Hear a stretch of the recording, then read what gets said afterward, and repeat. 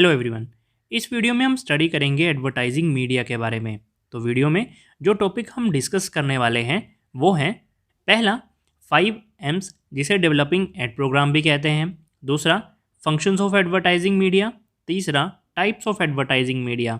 चौथा, meaning and factor जो कि अफेक्ट करते हैं एडवर्टाइजिंग मीडिया सिलेक्शन को। लास्ट में हम डिस्कस करेंगे meaning and strategies of media scheduling.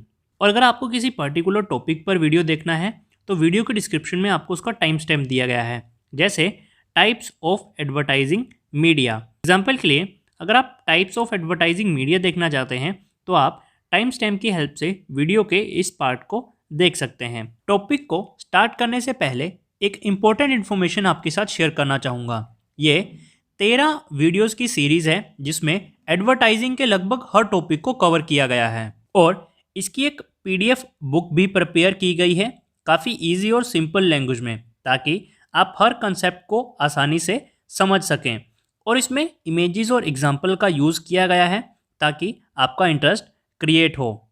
तो अगर आपको ये सीरीज़ अच्छी लगती है और आप इसकी बुक परचेज़ करना चाहते हैं तो आप 7888416779 पर व्हाट्सएप करके सिर्फ ₹99 में इस पीडीएफ बुक को परचेज़ कर सकते हैं। तो स्टार्ट करते हैं 5M से, जिसे डेवलपिंग एड प्रोग्राम्स भी कहा जाता है।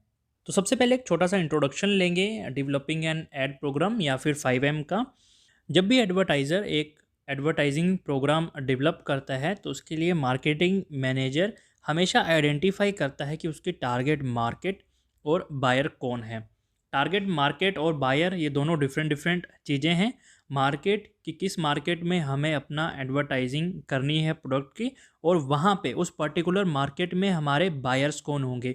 अभी ये ज़रूरी नहीं है कि जो हमारी एक टारगेट मार्केट है, कोई एरिया है तो सभी उसमें हमारे प्रोडक्ट खरीदने वाले होंगे। उसमें भी हमारे प्रोडक्ट के बायर कौन है ये आइडेंटिफाई करना है सबसे पहले। तो इसके लिए एडवर्टाइज़र को 5 मेजर डिसीज़न लेने पड़ते हैं किसी भी एडवर्टाइजिंग प्रोग्राम को डेवलप करने के लिए। तो एडवर्टाइजिंग प्रोग्राम डेवलप करने के लिए 5 स्टेप को हम 5M भी कहते हैं, और ये 5M है mission, money, message, media, measurement.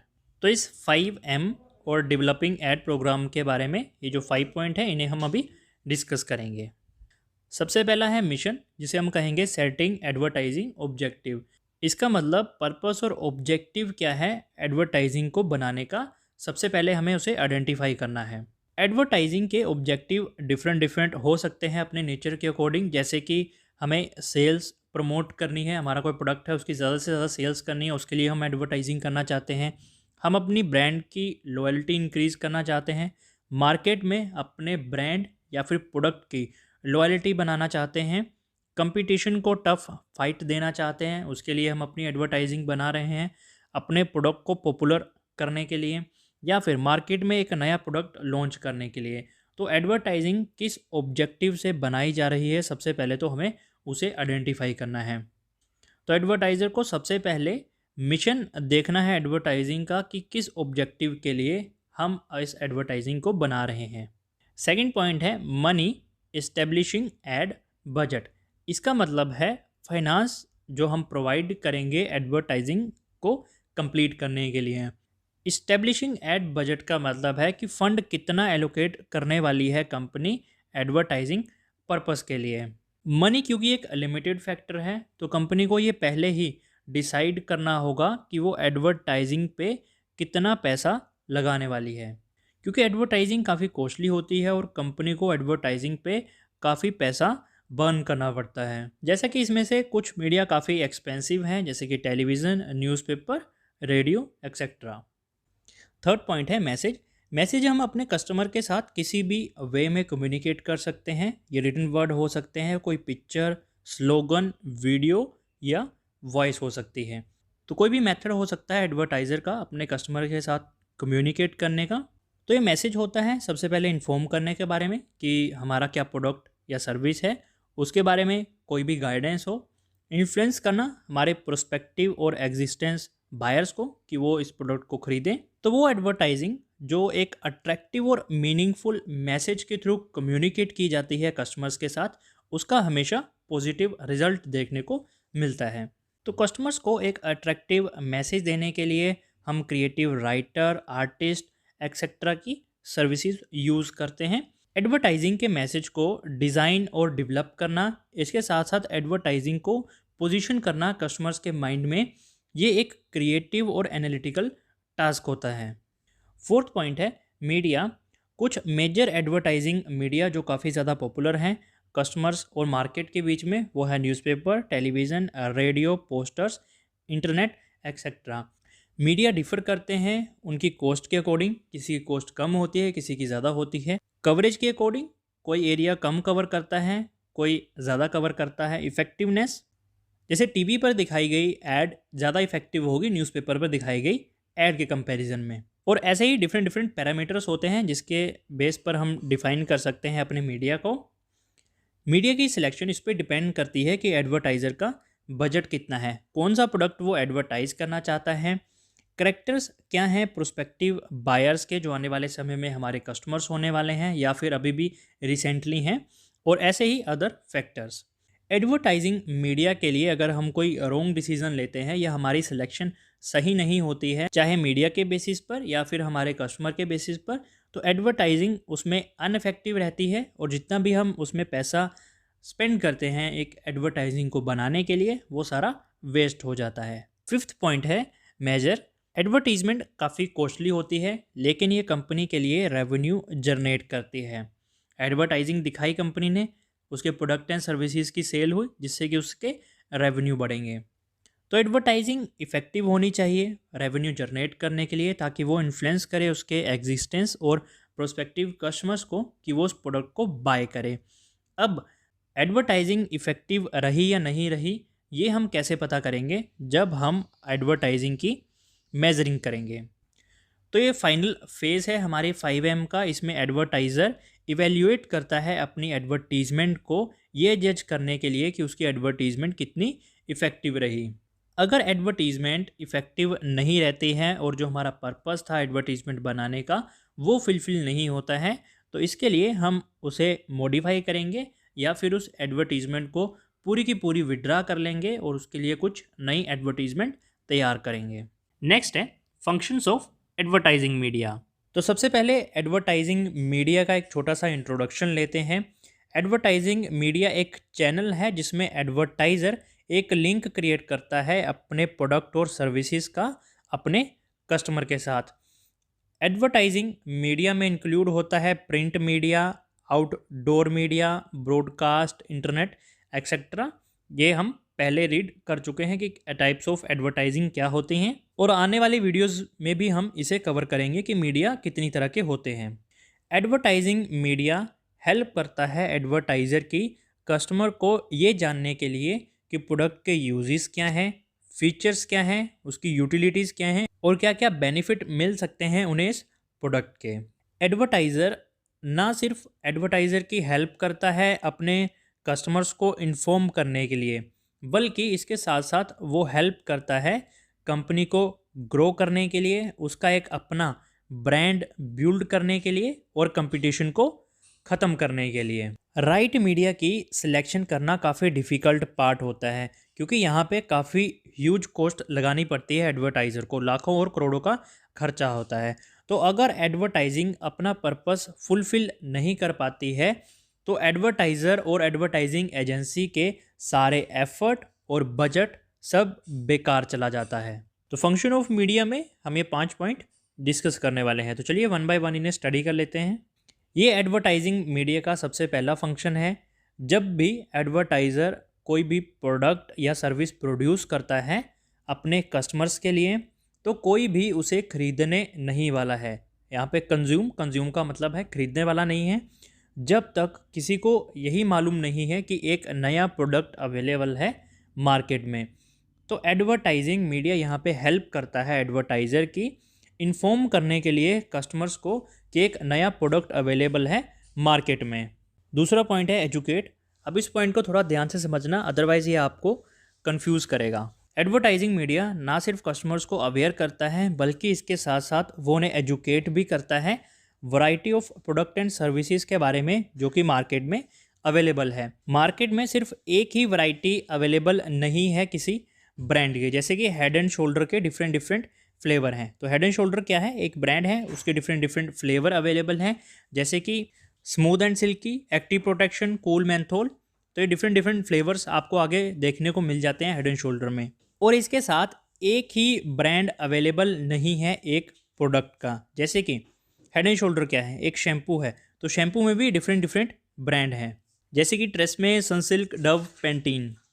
तो मार्केट में हमेशा एक से ज़्यादा ब्रांड और एक से ज़्यादा वैरायटी अवेलेबल होती है प्रोडक्ट की। तो एडवर्टाइजिंग मीडिया कस्टमर्स को एजुकेट करता है प्रोडक्ट के बारे में कि कौन सा प्रोडक्ट उनके लिए फिट रहेगा। थर्ड पॉइंट है सोशलाइज। सोशल मीडिया आज के समय में काफ़ी पॉपुलर टूल बन चुका है प्रोडक्ट एंड सर्विसेज को पॉपुलर बनाने के लिए। इंटरनेट के यूज़ से ज़्यादा लोग सोशल मीडिया पर एक दूसरे से कनेक्ट होते हैं, जिससे कि एडवर्टाइज़र को हेल्प मिलती है उसके प्रोडक्ट को और ज़्यादा पॉपुलर बनाने के लिए। सोशल मीडिया एडवर्टाइज़र को इनडायरेक्टली वे में भी काफ़ी हेल्प करती है, क्योंकि आजकल कस्टमर्स इन्फॉर्मेशन शेयर करना काफ़ी पसंद करते हैं अपने फ्रेंड्स फैमिली के साथ, और वो सोशल मीडिया पे अपना एक्सपीरियंस भी शेयर करना पसंद करते हैं कि उन्हें कोई प्रोडक्ट कैसा लगा, क्या उनकी रेटिंग है उस प्रोडक्ट को लेके। अब वो रेटिंग कोई लोकल पर्सन नहीं, बल्कि जहाँ पर भी उस प्रोडक्ट की सर्विस अवेलेबल है, हर कस्टमर देख सकता है कि अगर किसी ने इससे पहले इस प्रोडक्ट को ख़रीदा है तो उसने क्या उसकी रेटिंग दी है, क्या उसका एक्सपीरियंस रहा है इस प्रोडक्ट के रिगार्डिंग। फोर्थ पॉइंट है परसुएशन। एडवर्टाइजिंग मीडिया ट्राई करता है अपने कस्टमर को इन्फ्लुएंस करने के लिए कि कंपनी के प्रोडक्ट एंड सर्विसेज बेस्ट हैं दूसरी कंपनीज के कंपैरिजन में। ये इन्हांस करता है कंपनी की इमेज को, उसके प्रोडक्ट एंड सर्विसेज को अपने कस्टमर के माइंड में। अब एडवर्टाइजिंग मीडिया क्या क्या करता है, वो इन्फ्लुएंस करता है कस्टमर्स को कि वो उसका प्रोडक्ट खरीदें, या फिर अगर वो पहले से ही किसी ब्रांड को लेके हैप्चुअल हैं, जैसे कि पेंटीन का मैं एक शैम्पू यूज़ कर रहा हूँ और हेड एंड शोल्डर मुझे इन्फ्लुएंस करता है कि हमारा प्रोडक्ट उससे बढ़िया है, आप हमारे प्रोडक्ट को खरीदिए। तो अगर मैं हेड एंड शोल्डर को खरीदता हूँ तो यहाँ पे मैंने अपना ब्रांड स्विच कर लिया। तो एडवर्टाइजिंग मीडिया इन्फ्लुएंस करता है कस्टमर को कि वो बाइंग एक्शन ले, ब्रांड स्विच करे, या फिर एक नया प्रोडक्ट ट्राई करे। इसके साथ साथ वो करंट ब्रांड के साथ लॉयल रहे। अब ऐसा नहीं कि आने वाले टाइम में अगर पेंटीन की कोई ऐड आए तो मैं फिर से अपना ब्रांड स्विच करूं। वो ऐसी एडवर्टाइजिंग बनाए, ऐसा इन्फ्लुएंस करे मुझे कि मैं सिर्फ हेड एंड शोल्डर का ही प्रोडक्ट खरीदूं, ब्रांड के लिए लॉयल रहूं मैं। फिफ्थ पॉइंट है रिमाइंडर। मीडिया लोगों को रिमाइंड करवाता है प्रोडक्ट एंड सर्विसेज के बारे में कि उन्हें इस प्रोडक्ट एंड सर्विस की रिक्वायरमेंट है। कैसे रिमाइंड करवाएगा, या तो बार बार सेम प्रोडक्ट की एडवर्टीजमेंट दिखाता रहेगा, या फिर उसमें एक दो न्यू फीचर इंक्लूड कर देगा। जैसे कोलगेट है तो कोलगेट में साल्ट। इसके अलावा कोई और अनदर बेनिफिट प्रोवाइड कर देगा। अगर कोई वॉशिंग मशीन लेते हैं, उसमें पहले अगर आपको 1 साल की वारंटी थी तो वो अब 3 साल की कर देगा, टोटल आपको 4 साल की वारंटी दे देगा। इस तरह से एक्स्ट्रा कोई आपको बेनिफिट प्रोवाइड कर देगा ताकि आप उस प्रोडक्ट एंड सर्विस को परचेज करें। तो एक रिमाइंडर होता है ये कंपनी की तरफ से, ताकि आप हैप्चुअल रहें प्रोडक्ट के रिगार्डिंग, आप ब्रांड ना स्विच करें और आपके माइंड में अपने प्रोडक्ट की वो पोजीशनिंग करके रखें। क्योंकि कंपनी ऑलरेडी अपनी इनिशियल स्टेजेस में एडवर्टाइजिंग कर चुकी है अपने प्रोडक्ट एंड सर्विसेज की, तो वो जस्ट रिमाइंड करवा के रखना चाहती है कस्टमर्स को उसके प्रोडक्ट के रिगार्डिंग। इससे कंपनी को क्या फ़ायदा होगा कि उसका जो कंपटीशन है वो भी कम होगा और उसका कस्टमर्स उसके साथ बना रहेगा। फंक्शंस के बाद नेक्स्ट हमारा टॉपिक है types of advertising media. Type of advertising media में हम ये 5 पॉइंट्स कवर करेंगे। आसानी से समझने के लिए यहाँ पे एक चार्ट बनाया है टाइप ऑफ मीडिया का, जिसमें ये 5 टाइप्स हैं: print, outdoor, broadcast, internet and other. इसमें से हम ये 4 को पहले ही टाइप ऑफ एडवर्टाइजिंग में कवर कर चुके हैं। तो जैसे मैंने आपको बताया, सीरीज़ का लिंक आपको वीडियो के डिस्क्रिप्शन में मिल जाएगा। और अगर दोस्तों आपको एडवर्टाइजिंग को काफ़ी अच्छे से समझना है तो मैं ये चाहूँगा कि आप इस पूरी सीरीज़ को अच्छे से देखिए, ताकि आपको हर कंसेप्ट अच्छे से क्लियर हो। इस वीडियो में हम ये अदर टाइप्स जो है मीडिया की उसे हम कवर करेंगे। अदर में हम ये 3 पॉइंट डिस्कस करेंगे: cinema, video film, exhibition and trade fair. Start करते हैं सिनेमा और एंटरटेनमेंट ऐप से। कस्टमर्स पसंद करते हैं अपनी फ्री टाइम को सिनेमा और एंटरटेनिंग ऐप पर स्पेंड करना। ये आज के टाइम में न्यू एवोल्यूशन है। एवोल्यूशन मतलब क्रांति है, नया विकास हुआ है। Millions of internet data consume किया जाता है आज के टाइम पे ईयरली बेसिस पर, और ये मीडिया मिलियंस ऑफ कस्टमर को एडवर्टाइजर के साथ कनेक्ट करता है। इससे एडवर्टीजमेंट काफ़ी इफ़ेक्टिव वे में होती है, और सिनेमा और एंटरटेनमेंट ऐप पर जो एडवर्टाइजिंग दिखाई जाती है उसका रिकॉल 4 टाइम हायर है कंपेयरिंग टेलीविज़न पर दिखाई गई एड से। मतलब कि जो टेलीविज़न पर एड्स दिखाई जाती हैं उसके कंपैरिजन में सिनेमा और एंटरटेनमेंट की ऐप ज़्यादा इफ़ेक्टिव हैं, और ये कस्टमर्स को ज़्यादा लंबे समय तक याद रहती हैं। सेकंड है वीडियो फिल्म। एडवर्टाइजिंग में काफ़ी ज़्यादा कॉस्ट इंक्लूड रहती है। इसके लिए कंपनी को ह्यूज बजट चाहिए अपने प्रोडक्ट एंड सर्विसेज को एडवर्टाइज करने के लिए। वीडियो फिल्म टाइप वाले मीडिया हेल्प करते हैं स्मॉल और मीडियम साइज एडवर्टाइज़र को अपने प्रोडक्ट एंड सर्विसेज को एडवर्टाइज करने के लिए।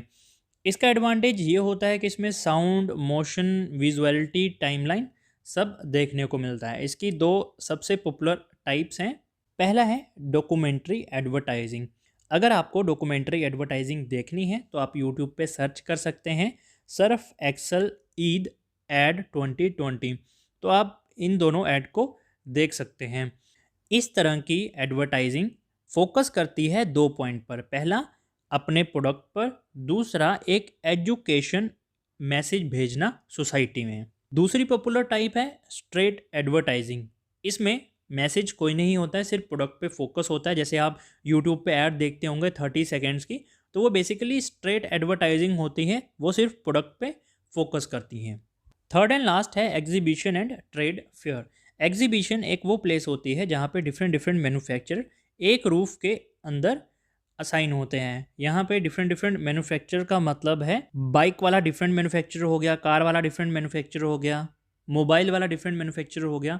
इस तरह से जो भी डिफरेंट डिफरेंट मैन्युफैक्चरर हैं वो अपने प्रोडक्ट एंड सर्विसेज को एक एग्जीबिशन वाली जगह पे लेके आते हैं एक ही छत के नीचे, और वो अपने प्रोडक्ट एंड सर्विसेज को वहाँ पे रिप्रेजेंट करते हैं। तो ये एक ह्यूज गैदरिंग होती है जिसका पर्पस होता है एडवर्टाइज़र अपने प्रोडक्ट को डिस्प्ले करेगा, छोटा सा डेमोन्स्ट्रेशन देगा कि ये प्रोडक्ट ये है, ये फीचर हैं, ऐसे ये काम करता है। बुकिंग ऑर्डर लेगा अपने लेटेस्ट प्रोडक्ट के रिगार्डिंग। ये एग्जीबिशन ऑर्गेनाइज किया जाता है ट्रेड ऑफ एसोसिएशन के द्वारा या फिर चैम्बर ऑफ कॉमर्स के द्वारा। तो ये हमारे 3 पॉइंट थे, सिनेमा और entertainment app, video film, exhibition and trade fair. Next, अब हम मीनिंग एंड फैक्टर जो अफेक्ट करते हैं एडवर्टाइजिंग मीडिया सिलेक्शन को, उसके बारे में डिस्कस करेंगे। तो मीनिंग से स्टार्ट करते हैं एडवर्टाइजिंग मीडिया सिलेक्शन के। एम है मीडिया का कम्युनिकेट करना प्रोडक्ट या सर्विसेज को उनके टारगेट कस्टमर्स के साथ। ये काम होता है हमारे मीडिया का। जब भी एडवर्टाइज़र की कोई अपनी प्रोडक्ट या सर्विसेज है, वो चाहता है कि वो इंट्रोड्यूस करे इन प्रोडक्ट एंड सर्विसेज को अपने कस्टमर्स के साथ, तो उसमें वो हेल्प लेता है मीडिया की। तो मीडिया एक वे है कम्युनिकेट करने का। तो अगर कोई भी एडवर्टाइज़र ये सोच रहा है कि उसे एडवर्टीजमेंट करनी है या एडवर्टाइजिंग करनी है अपने प्रोडक्ट या सर्विसेज की, तो उसे एक इफ़ेक्टिव मीडिया चूज़ करना पड़ेगा सारे अल्टरनेटिव में से, क्योंकि ये ज़रूरी नहीं है कि सारे बिजनेस एक ही तरह का मीडिया यूज़ करेंगे। कि अगर एक मीडिया टेलीविज़न का यूज़ करता है तो बाकी सारी कंपनी भी टेलीविज़न यूज़ करेंगी। अगर एक न्यूज़पेपर का यूज़ करता है तो बाकी सारी कंपनीज़ भी न्यूज़पेपर का ही यूज़ करेंगी। अब ऐसा बिल्कुल नहीं होता है। हर कंपनी या एडवर्टाइज़र अलग अलग मीडिया का चूज़ करता है अपनी एडवर्टीज़मेंट को शो करने के लिए, जो कि डिपेंड करता है कि कंपनी का ऑब्जेक्टिव क्या है, प्रोडक्ट नेचर क्या है, फंड एलोकेशन कितना है, एक्सेट्रा। ये हम अभी आगे चल के इन्हें डिटेल में डिस्कस करेंगे। तो अगर आसान भाषा में बात करूं तो हमने हमारी 18th वीडियो में टाइप ऑफ मीडिया के बारे में डिस्कस किया था। तो यहाँ पे डिफरेंट डिफरेंट मीडिया है हमारे पास। प्रिंट है, आउटडोर है, ब्रॉडकास्ट है, इंटरनेट है, अदर हैं। तो ये जितने भी मीडिया है, अब ऐसा नहीं कि हर कंपनी या एडवर्टाइज़र सिर्फ एक ही मीडिया चूज़ करेगा कि अगर एक टेलीविज़न यूज़ करता है तो बाकी सारे भी टेलीविज़न यूज़ करेंगे। डिफरेंट डिफरेंट मीडिया है, उसमें से कौन सा मीडिया कंपनी सेलेक्ट करेगी और कौन कौन से फैक्टर हैं जो इस चीज़ में इफ़ेक्ट करते हैं कंपनी को, वो हम देखने वाले हैं। कि अगर मान लीजिए कंपनी चाहती है कि मैं टेलीविज़न पे अपनी एडवर्टीज़मेंट दूंगी, लेकिन टेलीविज़न काफ़ी एक्सपेंसिव है, कंपनी हो सकता है कि इतना फंड ही नहीं है उसके पास कि वो टेलीविज़न पे अपनी एडवर्टीजमेंट कर सके। तो ऐसे कौन कौन से फैक्टर हैं जो इफ़ेक्ट कर रहे हैं एडवर्टाइजिंग मीडिया की सिलेक्शन में, तो वो सब हम इसमें कवर करेंगे। तो ये 8 तरह के फैक्टर हैं जो कि अफेक्ट करते हैं कंपनी एडवर्टाइज़र को एक मीडिया की सिलेक्शन के लिए। तो चलिए इन्हें एक्सप्लेन में स्टडी करते हैं।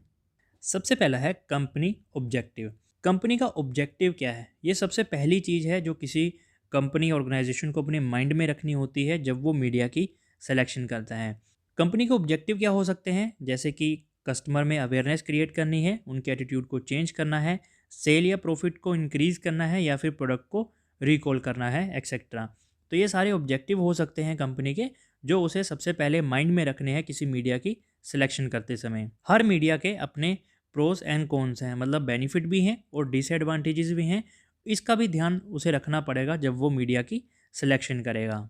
जैसे अगर टेलीविज़न की बात करें तो टेलीविज़न का एडवांटेज क्या है कि वो ज़्यादा अट्रैक्टिव है, ज़्यादा अटेंशन ग्रैब करता है और काफ़ी ऑडियंस तक वो रीच करता है। इस तरह हर मीडिया के अपने फ़ायदे और नुकसान हैं। सेकंड है cost of media. Cost of media एक कम्प्लेक्स फैक्टर है जब भी हम मीडिया की सिलेक्शन करते हैं, क्योंकि स्मॉल बिजनेस को लेस कॉस्टली मीडिया के पास जाना पड़ता है, क्योंकि उनके पास अनसफिशिएंट फंड होते हैं। फंड ज़्यादा नहीं है, इसलिए वो कॉस्टली मीडिया बेयर नहीं कर पाते हैं। तो वो ये देखते हैं कि कौन से सस्ते मीडिया अवेलेबल हैं उनके पास, जिससे वो एडवर्टीजमेंट कर पाएँ। मीडिया जैसे कि टीवी, रेडियो, फिल्म, ये काफ़ी कॉस्टली टाइप की एडवर्टाइजमेंट होती है। अब जैसे मैंने पिछले पॉइंट पे बात की कि हर मीडिया के अपने एडवांटेज एंड डिसएडवांटेज हैं, तो वहाँ पे मैंने टेलीविज़न की ली कि वो ज़्यादा अट्रैक्टिव है, ज़्यादा अटेंशन ग्रैब करता है और ज़्यादा से ज़्यादा कस्टमर्स को कवर करता है, लेकिन वो एक्सपेंसिव भी है, कॉस्टली है। तो अगर कोई कंपनी चाहेगी कि मुझे टेलीविज़न पे अपनी एडवर्टीजमेंट दिखाना है, तो अगर उसके पास अनसफिशिएंट फंड होगा तो वो ये नहीं कर पाएगी। वहीं दूसरी तरफ प्रिंट मीडिया ये कम कॉस्टली होते हैं जब आपको एडवर्टाइजिंग मैसेज की कोई स्पेस को कवर करना है या फिर उसकी प्रेपरेशन करनी है। स्पेस मतलब पहले भी बात कर चुके हैं, प्रिंट मीडिया में जैसे कि न्यूज़पेपर है, तो न्यूज़पेपर के फ्रंट पेज पे, लास्ट पेज पे, मिडिल पेज पे, कहाँ पे, कौन सी स्पेस पे आपको अपनी एडवर्टीजमेंट मैसेज को दिखाना है। और इसकी प्रेपरेशन भी आसान है, जस्ट आपको एक छोटा सा आर्टिकल लिखना है बना के, कोई इमेज का यूज़ करना है और आपकी एडवर्टीजमेंट तैयार हो जाती है। इसके अलावा कुछ आउटडोर मीडिया होते हैं जिनकी कुछ एवरेज कॉस्ट बेयर करनी पड़ती है दूसरे मीडिया के कंपैरिजन में। थर्ड पॉइंट है मीडिया रीच। हर मीडिया की अपनी रेंज और कैपेबिलिटी होती है उनके टारगेट कस्टमर्स तक पहुंचने की। जैसे कि अगर हम प्रिंट मीडिया या टेलीविज़न की बात करें तो वो काफ़ी एरिया कवर करती है अपने टारगेट कस्टमर्स का। वहीं दूसरी तरफ ब्रोशर्स और फ्लायर एक पर्टिकुलर एरिया कवर करते हैं। तो मीडिया की सिलेक्शन इस पे भी डिपेंड होती है या इन्फ्लुएंस होती है कि कौन सा मीडिया कितने कस्टमर्स तक पहुंच सकता है।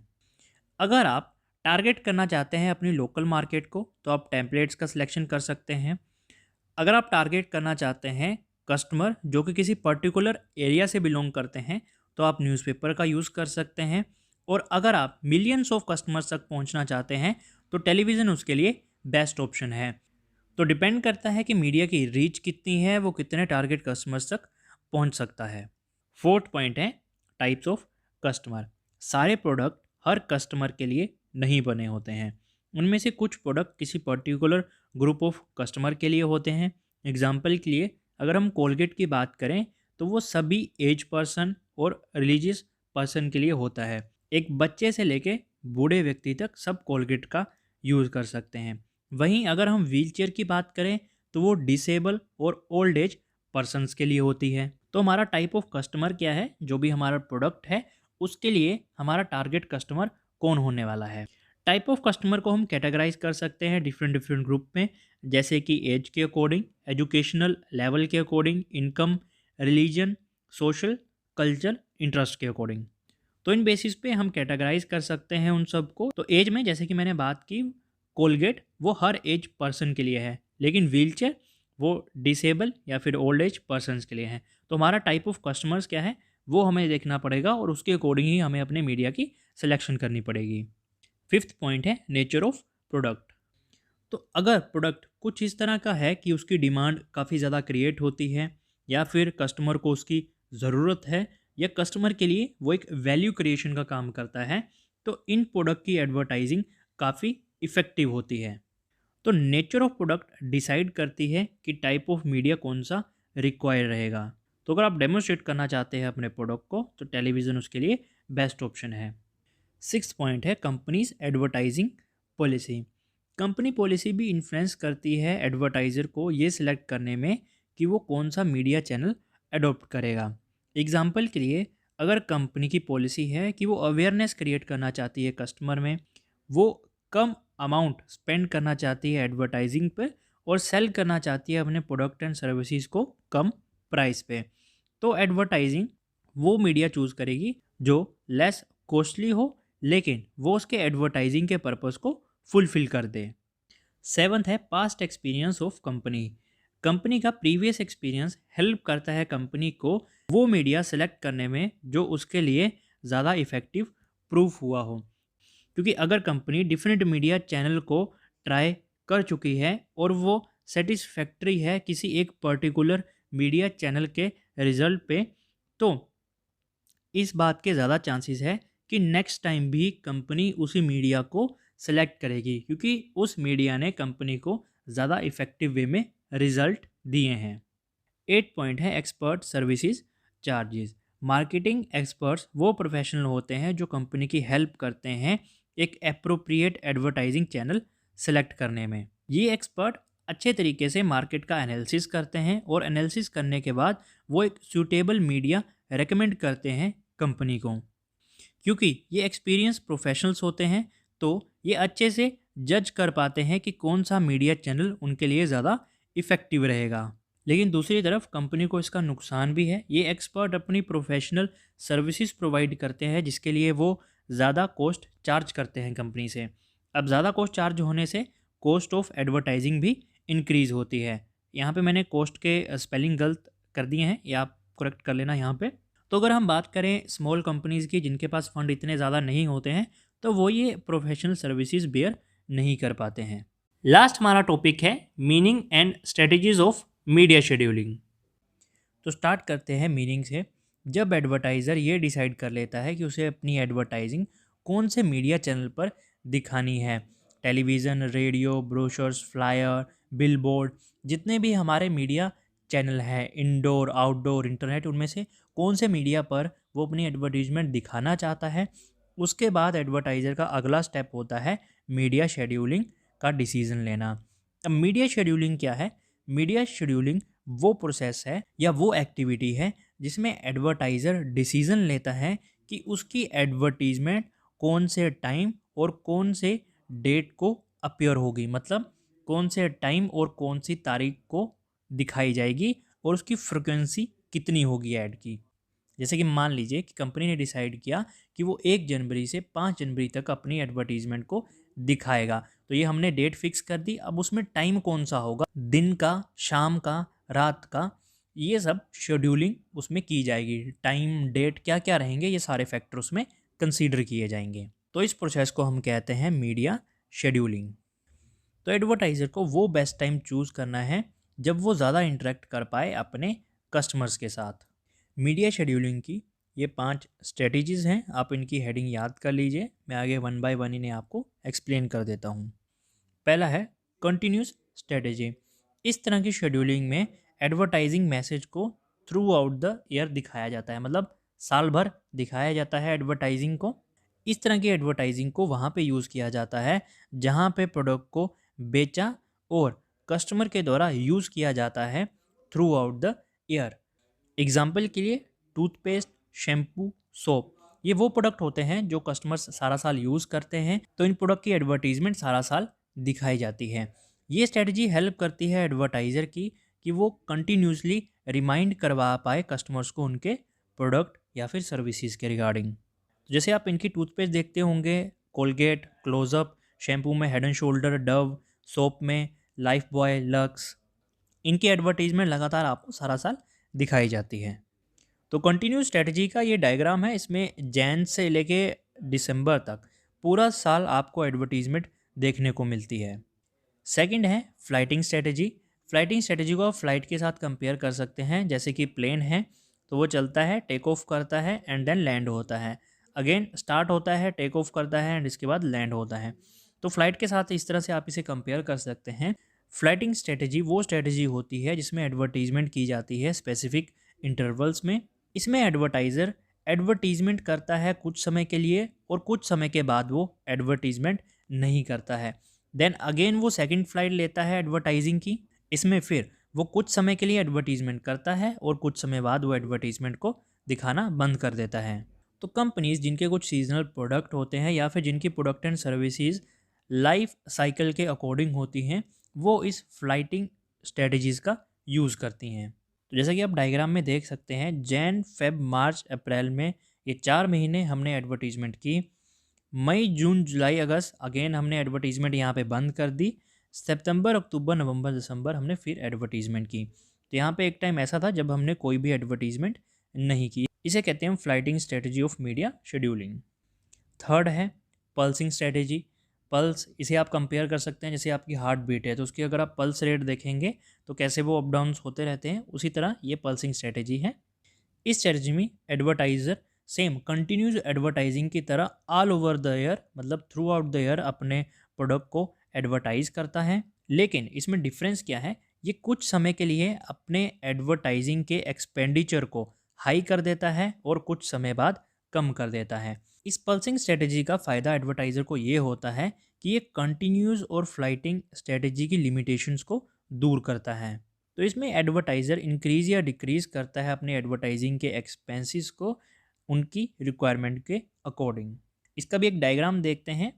ये 3 महीने हाई एडवर्टाइजिंग की गई, नेक्स्ट 3 महीने कम की गई, देन अगेन नेक्स्ट 3 महीने ज़्यादा की गई, देन अगेन नेक्स्ट 3 महीने कम कर दी गई। तो इस तरह रिक्वायरमेंट के हिसाब से एडवर्टीजमेंट के एक्सपेंडिचर को कभी बढ़ा दिया जाता है, कभी कम कर दिया जाता है। फोर्थ पॉइंट है स्टेप डाउन स्ट्रेटेजी। ये स्ट्रेटेजी ज़्यादातर सीजनल प्रोडक्ट में देखी जा सकती है। जब भी सीजनल प्रोडक्ट का टाइम स्टार्ट होता है तो एडवर्टाइज़र उस प्रोडक्ट की एडवर्टीजमेंट स्टार्ट कर देता है और जैसे जैसे सीज़न फिनिशिंग फेज़ की ओर जाता है मतलब ख़त्म होने लगता है तो एडवर्टीजमेंट अपने आप डिक्लाइन होनी शुरू हो जाती है। एग्जाम्पल के लिए जब रेनी सीज़न स्टार्ट होता है तो कंपनी ज़्यादा से ज़्यादा एडवर्टीजमेंट करती है रेनी शूज़ की, रेनकोट, अम्ब्रेला जैसे प्रोडक्ट की। तो इसे कहते हैं स्टेप डाउन। जैसे जैसे सीज़न ख़त्म होने लगा है वैसे वैसे एडवर्टीजमेंट अपने आप कम होने लगती है।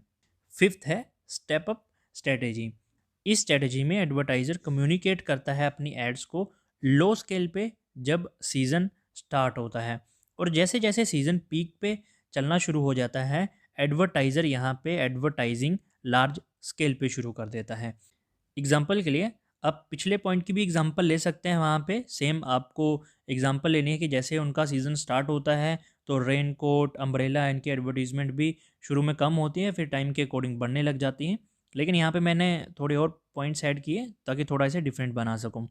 तो प्रोडक्ट जैसे कि AC, fan, air cooler etcetera, इनकी सीज़न जैसे स्टार्ट होने लगता है तो एडवर्टीजमेंट धीरे धीरे बढ़ते फिर काफ़ी ज़्यादा बड़े स्केल पे होने लगती है। तो एडवर्टीजमेंट स्टार्ट होती है लो स्केल पे और जैसे ही सीज़न पीक पकड़ता है वैसे ही एडवर्टीजमेंट अपने पीक पे पहुंच जाती है। तो ये थी मीडिया शेड्यूलिंग की 5 स्ट्रेटेजीज। सबसे पहली थी कंटिन्यूस। इसमें थ्रू आउट द ईयर सारा साल कंपनी एडवर्टीजमेंट करती है अपनी प्रोडक्ट एंड सर्विसेज की। दूसरा था फ्लाइटिंग स्ट्रेटेजी। इसमें कुछ महीने की जाती है, कुछ महीने बिल्कुल एडवर्टीजमेंट नहीं की जाती है। तीसरा है पल्सिंग स्ट्रेटेजी। पल्सिंग स्ट्रेटेजी इन दोनों की लिमिटेशन को दूर करता है।